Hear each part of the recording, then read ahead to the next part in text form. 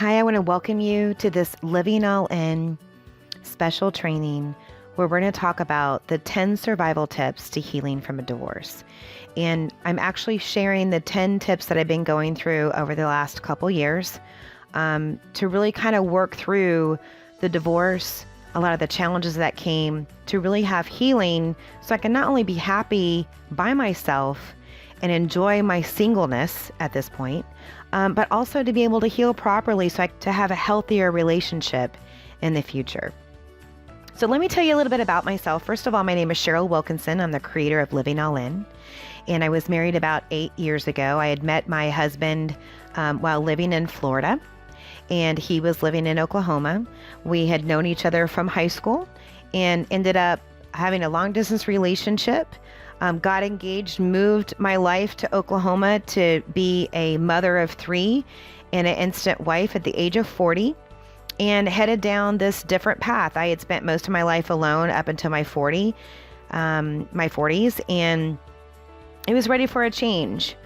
So headed down the path. About 5 years down the road, started to learn some things about a few lies that had been told, masks that had been worn, if you understand what I mean by that, just basically representing himself for who he wasn't.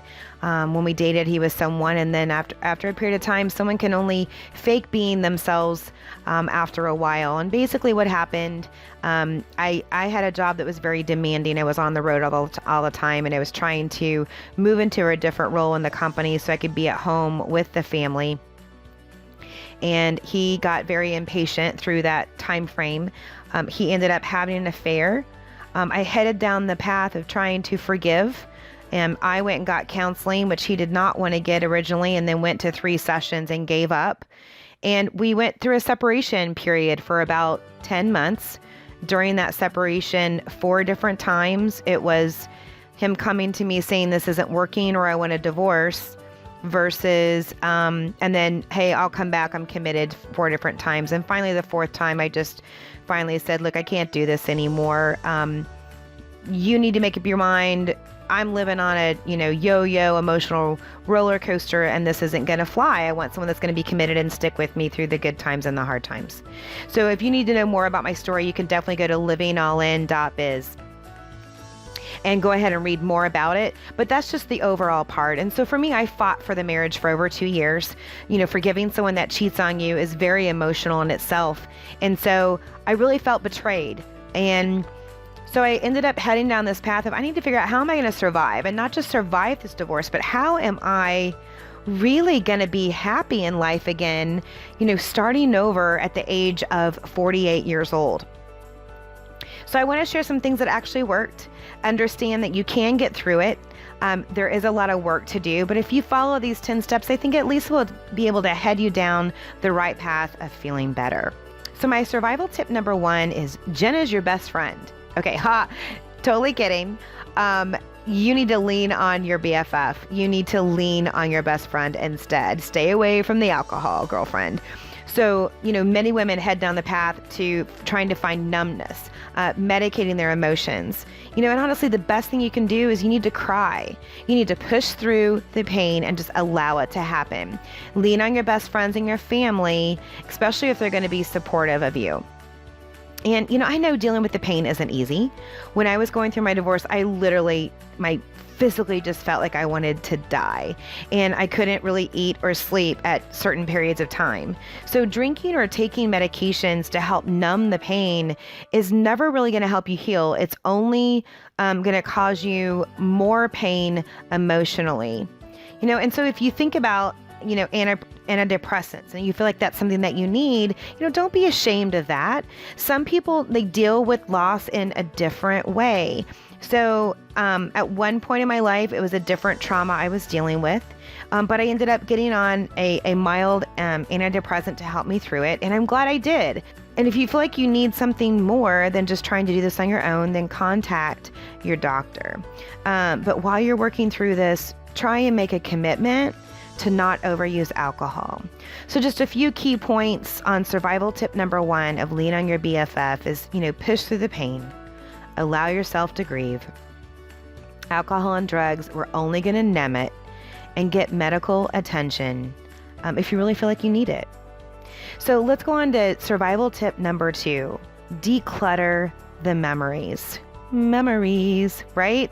So I don't mean trash every picture or give away every gift or pawn every gift, or piece of jewelry that he bought you. I'm just talking about removing the things or put him in a place of the things that give you a lot of pain. So I'm saying that you can pack up your stuff so you don't have to see it every day. I packed up pictures, special gifts, and some other items that brought back a lot of pain just by a simple glance. So I did, however, I tossed out every card or letter he ever wrote to me or gave me because I felt like every word was just full of total BS. So, here I am a year and a half, 2 years later. I don't regret throwing those things out, but I wasn't too emotional when I did it. So the phrase of out of sight, out of mind is totally real, girl. So just remove those things that you don't want to see every day. And then after you've gone through your period of feeling healthier and you feel like you're healing and you have more control over your emotions, then go ahead and open the boxes and go through them and then determine at that point what you want to do. So survival tip number 2, declutter the memories. A few key points. Don't trash everything right away. Don't let your emotions drive things for you. Box up special items that cause pain by a simple glance and then keep out of sight those things until you have control over your emotions. So survival tip number 3, embrace the pain, sister. And I don't mean embrace it like, oh, I'm so excited and thrilled I get to go through this. That's not what I mean. What I mean is allow it to happen. Cry like you've never cried before. Let the emotional pain literally flow through every pore. Because if you try to suppress it, anger and bitterness is going to start forming. It's going to take root in your heart and it's only going to hurt you. It's not going to hurt them. So it will start to scar you. It's going to prevent you from having a healthy future with someone else or even a healthy relationship with yourself. And you might not think that you're ever going to love anyone again based on what you're going through or what you've been through, but I promise you're going to heal and you will. So please make sure, and the survival tip is embrace the pain. Allow yourself to grieve. Again, avoid alcohol and drugs because they only numb the pain. And don't try to suppress your feelings or your emotions. All right. Moving right along, survival tip number 4. Lady, don't date. Don't date. My ex was dating before, obviously he was dating while we were married, then stayed dating through the divorce process and actually married her in less than a year from the divorce being final. And I never once felt rushed to date or to compete. So the timing of when someone should start dating, after a divorce or a separation really is different for every person. So I've been on a few dates. I kind of feel comfortable, but I kind of don't. So I took a step back and I kind of headed down a different path for me. But just be sure you don't make any rash decisions because your ex moved on. You're going to experience growth on your own timetable. And the good thing about not dating is that you aren't pressured to please other people right now. You get to totally focus on yourself. So just remember, you need to analyze, is it time for you yet? Do not rush it because you feel like you need someone. And it does not matter if your ex has moved on, okay? So try and avoid dating until you feel really healthy about it. Survival tip number 5, date yourself instead. Man, everywhere you go, there is going to be one person you can't escape.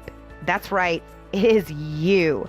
I was the type of girl that never ate alone or went to the movies alone. I travel a lot for work, but because I was so insecure to sit into a restaurant, drive-through was my best friend, or I would do a takeout. They were kind of my only options. I would take it to the hotel and eat.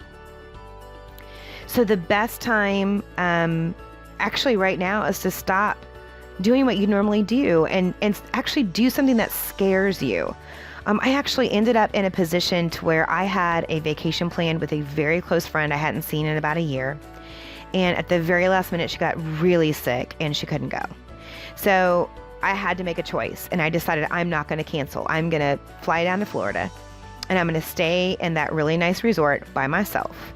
And I had the best time, and I have a new appreciation of being single, a new appreciation of being alone. And now I am not afraid to do some of those things by myself, as well as obviously we still want to hang out with friends, but it's okay to be by yourself and take care of yourself. So when you try these new things, you're actually going to be surprised what it can do and help build your confidence as you're going through this healing process.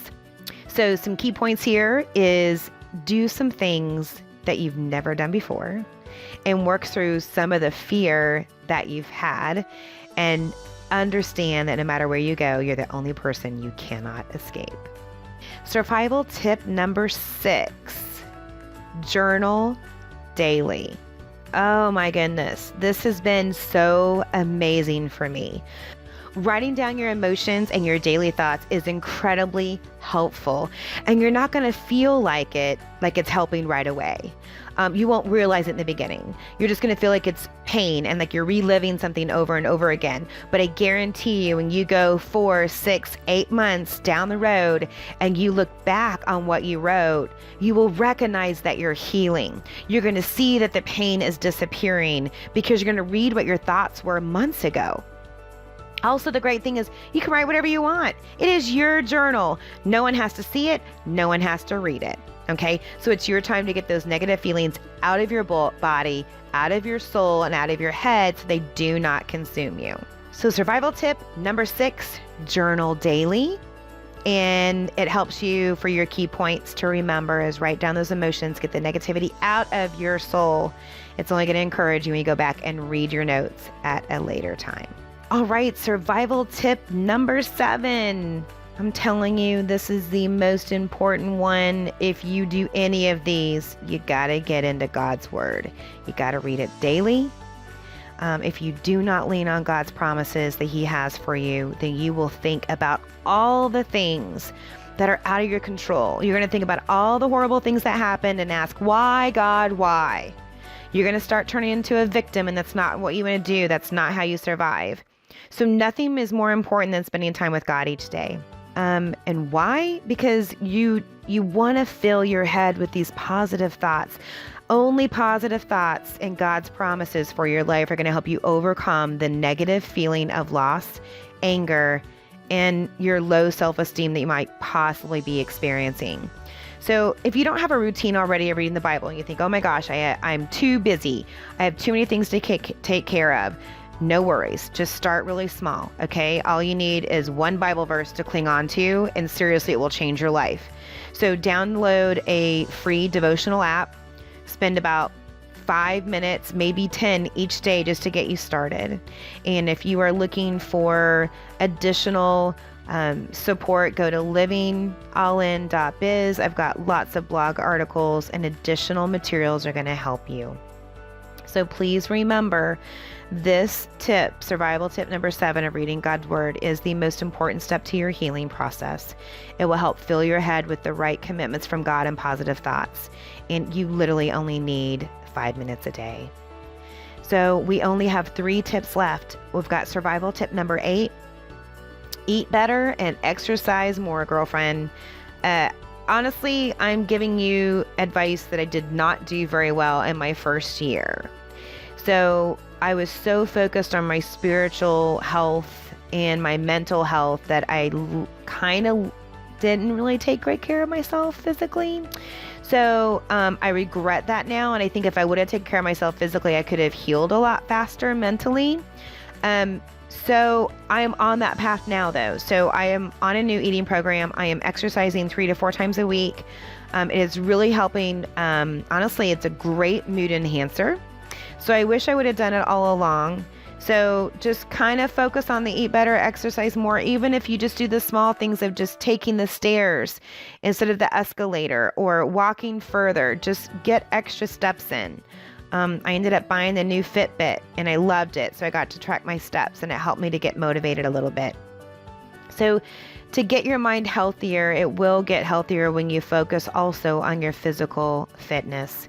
And it's also going to help improve your mood, which will impact and increase your hope for your future. So survival tip number 9, you're going to hate it.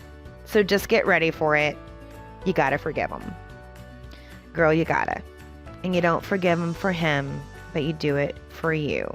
And this was a lesson that took me a really long time to understand. But too many people believe, and I used to believe, that forgiveness meant that I was approving of their behavior or releasing any accountability to them for their behavior. And that's just not true. You forgive for your own soul. So when you don't forgive someone, it's like drinking poison and expecting the other person to die. Not forgiving poisons your own soul. It focuses on the negativity and literally forces anger and bitterness to take root in your own life and causes you to be miserable. And that's not getting back at him. That's just causing more problems for you. So forgiveness is the path to healing yourself. And it doesn't mean you're not going to carry pain around, but it does mean by forgiving that you aren't going to carry anger and bitterness. And slowly the pain does go away if you focus on forgiving. And it's not a feeling. That's what I mean. Your pain's still going to be there. Forgiveness is a decision or a choice that you make, and then you just allow the pain to start to move away. So there is peace that will set in when you make that decision to forgive. So just remember, when it comes to forgiving him, because you need to do the survival tip number 9, you need to forgive for yourself. It's going to help you release any negative feelings that are going to hold you back from being happy and moving forward, and peace will get established in your soul. Our last awesome survival tip: control your thoughts. You're probably saying, what do you mean by that? And that is not so easy. You know, it's not, but the only way to control your thoughts is you need to understand what it is you're thinking. If you are journaling, these tie in together so you can get those thoughts out. There were things that I wrote down that I thought about myself that I was shocked because I didn't know I believed it until I started writing things down. So you can control your emotions. Yes, you can stop yourself from thinking negative thoughts about your future, about yourself, or about other things that are going on in your life, because any thought you have, your actions are going to follow that thought. If you have hope, then you're going to make good decisions for your future and you're going to take better care of yourself. When your thoughts are focused around despair and anger, then you keep yourself in that hole that you are currently in. And that is not a place that you want to be. And I know it's not, or you wouldn't be watching this video, understanding how to heal from a divorce that you've gone through.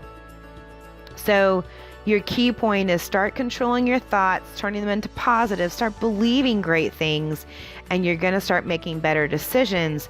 And those decisions that you make today are going to map out a more positive future with some really great events for you moving forward. Well, I do hope that these simple tips help you. They're simple in the fact of what they are. They are not easy to do on a regular basis when you are hurting and you are angry and you just want to hurt others. So please try and do these. I promise you, this is what I've gone through in less than a year. I stuck to these keys, these survival tips, and I used them, and I am healthier than I've ever been. I'm able to date. I am more confident. I mean, heck, I was able to go on vacation by myself, which I would, never would have done before. So I really would love to hear from you. I created Living All In to try and form a community together. And I do have a page on Facebook called Living All In. And I've got the blog where I would love for you to send me a message and contact me. Whether you just want to send me an email, you need some encouragement, tell me your story, you just want someone to, listen. I would just love to hear from you. So again, my name is Cheryl Wilkinson. I would love to be able to connect with you on social media, and I hope these survival tips help you to heal faster and help you move past this divorce and start really living the life that you've been dreaming about loving, and enjoy your joy. Have a wonderful day, sweetie. Bye-bye.